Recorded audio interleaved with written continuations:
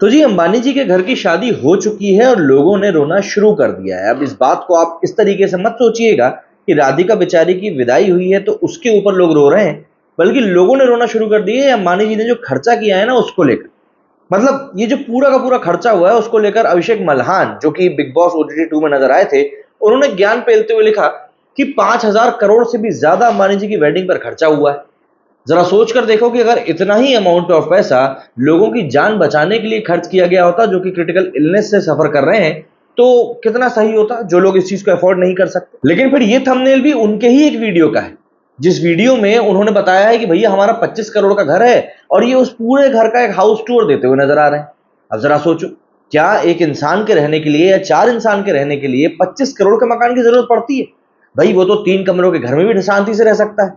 तो फिर 25 करोड़ रुपए इन्होंने आखिर गरीबों के ऊपर खर्च क्यों नहीं किए? भाई इसी को तो हिपोक्रेसी कहा जाता है। वहीं अंबानी जी की शादी के ऊपर ही नेहा सिंह राठौर ने आलोचना करते हुए लिखा कि अंबानी के लड़के की शादी देख देश की खस्ताहाल इकोनॉमी को छुपाने का एक उत्सव है।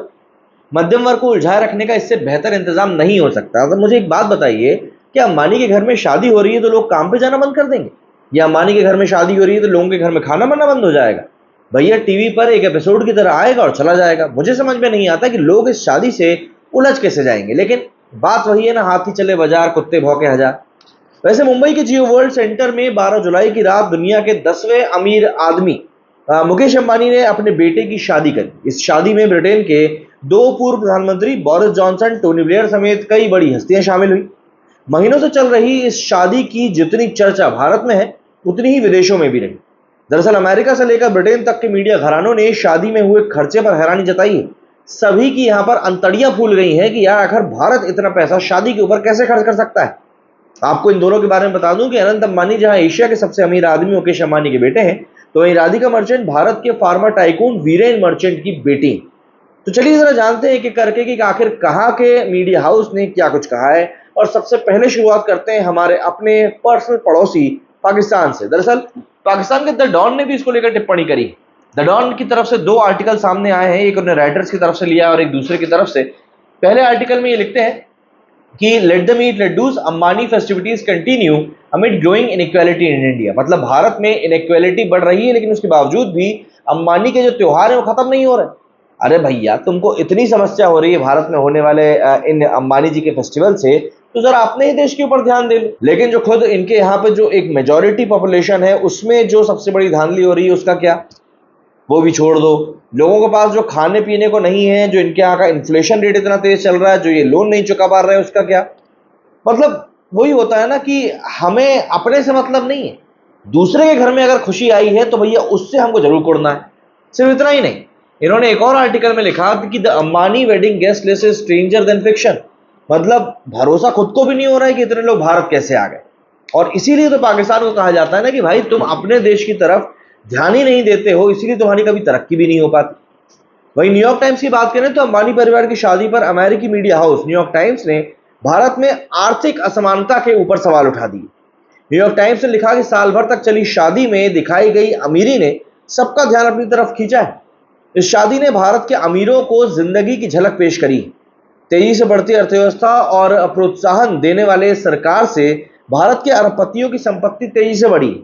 ये इंडियन इकोनॉमी के अधिराज बन गए हैं। फोन नेटवर्क्स और अस्पतालों से लेकर सुपरमार्केट्स तक उनके कंट्रोल में है। न्यूयॉर्क टाइम्स ने ऑक्सफैम और द राइज ऑफ बिलियनियर राज की रिपोर्ट का हवाला देते हुए बताया कि भारत में साल 2000 में सिर्फ 9 अरबपति थे और ये अब 200 हो चुके हैं। फोर्ब्स के मुताबिक इनके पास $1 ट्रिलियन है, जो देश की जीडीपी का 1/3 है, जबकि इसी देश में एक बड़ी आबादी गरीबी रेखा से नीचे भी रहती है। टाइम्स ने भारत की असमानता की तुलना 19वीं सदी के अमेरिका से करी। वो दौर जिसमें धांधली, भ्रष्टाचार और लोगों का शोषण करके अरबपति बने अमेरिकी बिजनेसमैन अपनी दौलत का दिखावा करते थे, जबकि लोग गरीबी में जीने के लिए मजबूर थे। अब यहां पर इन्होंने बहुत बड़ी बड़ी बातें कही, लेकिन समझना यह पड़ेगा कि क्या अमेरिका में लोग पैसा खर्च नहीं करते और क्या अमेरिका में लोग गरीबी रेखा के नीचे नहीं जीते? क्योंकि अगर मैं अपनी बात बताऊं तो जहां तक मैं देखता हूं तो अमेरिका में भी होमलेस लोगों की कमी नहीं है, नशाखोरों की वहां पर भी कमी नहीं है। लेकिन बात यह है कि जब ये लोग इस बात को बोलते हैं कि अरबपति भारत में 9 से बढ़कर 200 हो गए, तो इसका मतलब सीधे सीधे से यही है कि भारत में लोग पैसा कमाने में सक्षम हो रहे हैं। अब हर व्यक्ति तो अरबपति नहीं हो सकता और हर व्यक्ति तो गरीब नहीं रह सकता। लेकिन शायद इसे कॉमन डिफरेंस को ये लोग समझ नहीं पाते हैं और बस अपने ही तरीके से कुछ भी बकते चले जाते हैं। अब जाहिर सी बात है, अमेरिका इसके ऊपर बोल रहा है तो फिर बीबीसी कैसे पीछे रह सकता है। तो ब्रिटेन के मीडिया हाउस बीबीसी ने लिखा कि मुकेश अंबानी दुनिया के 10वें सबसे अमीर आदमी हैं। फोर्ब्स के मुताबिक उनकी संपत्ति करीब $115 बिलियन है। हालांकि उन्होंने ये नहीं बताया कि वो अपने बेटे की शादी पर कितना खर्च कर रहे हैं। शादी के लिए देश भर से मेहमानों को लाने के लिए 3 फाल्कन 2000 जेट रेंट पर लिए गए थे। शादी के चलते मुंबई के रोड कई घंटों के लिए सील कर दिए गए थे। इससे फुटपाथ पर सामान बेचने वालों को काफी परेशानियां हुई। अब अगर फुटपाथ पर सामान बेचने वालों से इन लोगों को इतनी दिक्कत है, तो जो तुम पैसा हमारे यहाँ से लूट कर ले गए थे, वो ब्रिटेन वाले जो ले गए थे, तो कोहिनूर तक नहीं दे पा रहे हैं वापस। खैर, जो पैसा तुम हमारे से लूट कर ले गए थे वही वापस करके उनको बांट दो, हमें कोई दिक्कत नहीं। लेकिन तुमसे वो होगा नहीं, क्योंकि उसमें तुम्हारी जेब पर असर पड़ेगा ना। सबसे ज्यादा हद तो कर दी कतर के अल जजीरा ने। दरअसल कतर में जब फीफा वर्ल्ड कप हुआ था तो उसके लिए रिश्वत कितनी खिलाई गई थी पूरी दुनिया को पता है। कतर में कुल 8 स्टेडियम बनाए गए थे और उन स्टेडियम्स के ऊपर कितना पैसा खर्च किया गया था ये भी सबको पता है। और फीफा वर्ल्ड कप खत्म होने के बाद उन स्टेडियम्स को तोड़ भी दिया गया। मतलब आप देखो, पैसे का इससे ज्यादा दुरुपयोग क्या हो सकता है। लेकिन कतर के मीडिया हाउस अल जजीरा ने लिखा कि अंबानी की शादी में हद से ज्यादा पैसा खर्च हुआ है। मीडिया हाउस ने शादी के 2 पक्ष पेश किए हैं। एक में रिलायंस के अधिकारी के हवाले से लिखा गया है कि यह शादी भारत के बढ़ते इकोनॉमिक रुतबे को दिखाती है। वहीं एक में विपक्ष की बात रखी गई है, जिसमें केरल के नेता थॉमस इसाक के हवाले से शादी पर किए गए खर्चों को गरीब और धरती पर किया गया पाप बताया गया है। मतलब ऐसा लग रहा है कि इन लोगों के लिए जब दूसरे देश पैसा खर्च करते हैं तो उसको पचा पाना इतना ज्यादा मुश्किल हो जाता है कि ये लोग समझ ही नहीं पाते कि आखिर हम लोगों को रिएक्ट कैसे करना है। मतलब इसी को तो हिपोक्रेसी कहा जाता है। कतर जब पैसे खर्च करने के मामले में आता है तो इनके यहाँ के प्रिंस तो सोने की कारों में घूमते हैं, वो बहुत सही होता है। कतर में ही जो भारतीय मजदूर काम करते हैं उनकी क्या गत है ये बताने की हमको जरूरत नहीं है। लेकिन उसके बाद जब भारत में पैसा खर्च होता हुआ इनको दिखता है तो इनकी छाती पर सांप लौटने लगते हैं। वहीं इसके ऊपर सीएनएन ने लिखा कि अनंत अंबानी और राधिका मर्चेंट का जो पूरा शादी का समारोह था वो 29 दिसंबर 2022 को शुरू हुआ था, जो कि अब जुलाई 2024 में जाकर खत्म हो रहा है। भारत में शादी समारोह का कई दिनों तक चलना एक आम बात है, लेकिन इतने लंबे समय तक किसी शादी का चलना ये शायद कभी किसी ने ना देखा है ना सुना है। इस रिपोर्ट में 29 दिसंबर को हुई सगाई से लेकर 12 दिसंबर की शादी तक हुए हर एक इवेंट के बारे में बताया गया है। रिपोर्ट में आगे लिखा कि अनंत अंबानी और राधिका की शादी को लेकर लोगों में एक गजब का उत्साह है, लेकिन पीछे कुछ आलोचनाएं भी हैं। उनके मुताबिक ये शादी अमीरों और गरीबों के बीच में बढ़ती हुई असमानता की ओर एक बहुत बड़ा इशारा है। अंबानी परिवार को भी इसका एहसास है, इसलिए उन्होंने कुछ समारोह से पहले दान पुण्य के भी काम किए। इस महीने की शुरुआत में उन्होंने 50 गरीब जोड़ों के लिए सामूहिक विवाह का आयोजन किया था।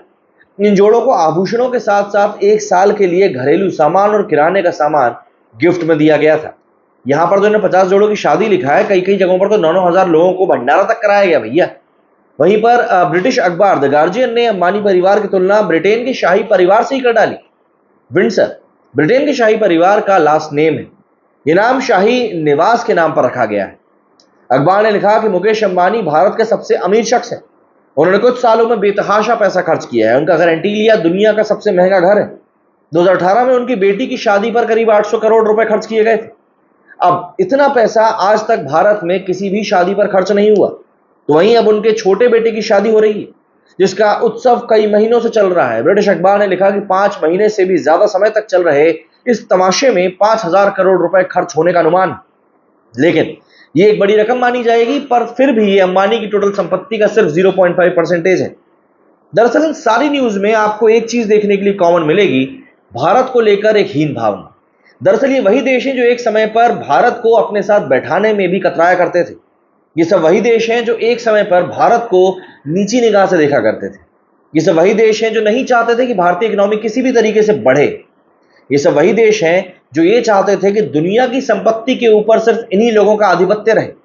पर आज की तारीख में जब भारत इनको आगे बढ़ता हुआ दिखाई दे रहा है तो इनको ऐसा लग रहा है इनकी छाती के ऊपर मानो सांप सा लौट रहा, और इसीलिए बस इन लोगों से ही इतना बड़ा खर्चा हजम नहीं हो पा रहा है। भारत दुनिया की बढ़ती हुई ताकत का सबसे आगे बैठा हुआ चेहरा है। इसको अगर आप एक्सेप्ट कर लें तो अच्छी बात है, और अगर आप इसको नेग्लेक्ट भी कर रहे हैं तो आप चाहकर भी नहीं कर पाएंगे। और इसका जीता जाता उदाहरण जो है वो अमेरिका में ही मिल जाता है कि भारत रशिया में जाकर बैठकर पुतिन से गले मिलता है, लेकिन उसके बावजूद भी अमेरिका सिर्फ खिसिया कर रह जाता है, क्योंकि उसको पता है कि स्ट्रेटेजिकली अगर बात करें तो भारत की उसको जरूरत है, माने या ना माने। जरा चलते हैं ट्विटर रिएक्शन की तरफ। जो शुरुआत में आपको दो ट्वीट दिखाए थे अभिषेक मल्हान और नेहा के, उसके ऊपर देखते हैं लोग क्या कुछ बोल रहे हैं। अब जैसे कि ये ट्वीट यहाँ पर किया है अभिषेक मल्हान ने। अभिषेक ने लिखा है, जो मैंने आपको बताया कि भैया 5,000 करोड़ खर्च कर दिए, बीमार लोगों के इलाज पे खर्च कर दिए होते। इसके ऊपर पीपॉय ने लिखा है भाई कि spending on Ambanis wedding boost the economy, create jobs and supports local business. Your luxury purchases just self-indulgence. Let's not dictate personal wealth choice while ignoring broader economic impacts and the philanthropy that already do. ये मैंने आपको दिखाया था उसका thumbnail. भाई खुद के ऊपर तुम जब करोड़ों रुपए खर्च कर रहे हो, तो फिर दूसरा जब व्यक्ति अपने घर की शादी के ऊपर पैसा खर्च कर रहा है तो तुमको काहे के लिए इल्ली हो रही है भाई? तुम भी दान पुण्य कर लो। It's not even 1% of their wealth, while a middle class spends more than half of their wealth on wedding. It's their money. They can do whatever they want. Mrinal लिखा कि you have spent crores to make a new home. तब ये ज्ञान कहाँ गया था? Literally यही बात है जो सामने निकल कर आ रही है। इसके आगे आयरन मैन ओप ने लिखा है कि well, but I think that's not a valid debate point. Like people earn to spend. He is the richest man of India, so he will try to make sure his son's wedding is the best wedding in the world. Like for vloggers spend excessive money on cars. भाई उनका घर उसी से चल रहा है, इसको लेकर बोल सकते हैं। Talks of socialism on the back of capitalism, austerity should also start from ourself first like charity. How much money are you distributing from your YouTube income? यहां पर तो चुप्पी हो ही जाएगी। उनका पैसा उनकी मर्जी, who the hell are you to give the gyan on how they spend their money? They have earned everything in a legit way. अब वो उस पैसे को गरीबों में बांट दें या फाड़ के फेंक दें, तुझे उससे क्या?